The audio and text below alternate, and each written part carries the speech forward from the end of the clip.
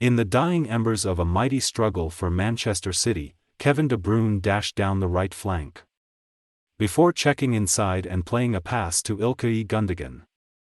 And then, he did something he rarely does. He did not continue his participation in the home attack. Standing and watching as Gundogan's attempted assist bounced beyond Phil Foden. De Bruyne looked exhausted, his cheeks redder than normal, sucking in air. He had been utterly tireless in his leadership of City's attempts to win this match after João Cancelo had been sent off less than half an hour into proceedings. He had been constantly demanding the ball, constantly seeking to regain possession on the rare occasions City lost it. He defended when he had to, took set pieces, rallied his teammates when frustration began to set up.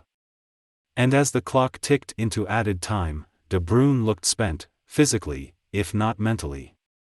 But De Bruyne is not just a wonderful footballer, he has remarkable levels of energy, just like so many of this champion squad. And when Anthony Robinson's poor header fell into his vicinity, he summoned up one last drop of ingenuity. He bought the match-winning penalty from Robinson with his sharp turn. He sucked the Fulham defender into a trap, took the tumble when the ankle tap arrived, and Erling Haaland sealed the victory from the spot. Albeit with a thoroughly unconvincing kick that Bernd Leno should have saved. Haaland took the acclaim, and there was plenty of it after a win that was celebrated with title standard gusto by Guardiola. But it should have been shared by De Bruyne, who had earlier played it up another for the Norwegian substitute only to see VAR cancel it out. He is some player, some leader by example. And he needed to be, even though it all seemed to be going swimmingly in the early stages. For his work rate, for his intelligent running, for his selflessness, Julian Alvarez is an identikit Guardiola player. You can bet Pep had more involvement in the signing of the Argentinian than he did in the recruitment of Haaland. Not he would have been anything other than ecstatic at centre forward being on board. It is just that Alvarez ticks every one of his manager's boxes and can finish. We knew that from his scoring record in South America, and we now know it from the velocity of his strike that bent Leno's fingers before spinning home to give City a lead. If anything, complacency is often the champion's most difficult opponent, and so it proved here. Complacency was not the root of Cancelo's misdemeanor.